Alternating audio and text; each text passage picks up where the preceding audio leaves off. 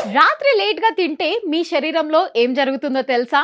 Hi friends, నేను మీ మనీషా. మనలో చాలా మందికి ఒక హ్యాబిట్ ఉంటుంది, అదే రాత్రి లేట్ గా తినడం. కానీ మీకు తెలుసా, రాత్రి లేటుగా తినే ఆ ఒక్క అలవాటు మీ హెల్త్ ని స్లోగా డ్యామేజ్ చేస్తుందని? అవును.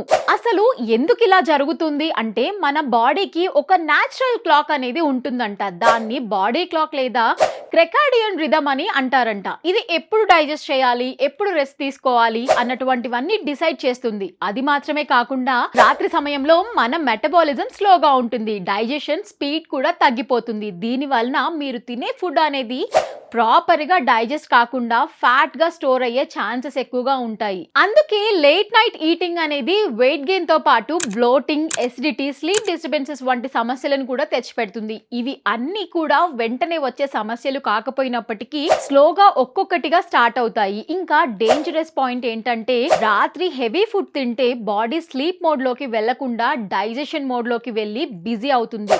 దాని వలన డీప్ స్లీప్ రాకపోగా నెక్స్ట్ డే టైర్డ్ గా ఫీల్ అవ్వడం, మూడ్ కూడా ఇరిటేట్ గా ఉండడం వంటివి ఎక్స్పీరియన్స్ అవ్వాల్సి ఉంటుంది. మరొక హిడెన్ ఎఫెక్ట్ ఏంటంటే, లేట్ నైట్ షుగర్ లేదా జంక్ ఫుడ్ తింటే బాడీలో షుగర్ సైతం సడన్ గా పెరుగుతుంది, తర్వాత సడన్ గా డ్రాప్ అవుతుంది. ఇది లాంగ్ టర్మ్ లో డయాబెటిక్ రిస్క్ ని కూడా పెంచుతుంది. సో ఇలాంటి సమస్యలు రాకుండా ఉండటానికి మనం రాత్రి తీసుకునే ఆహారం విషయంలో కొన్ని జాగ్రత్తలు పాటించాలి.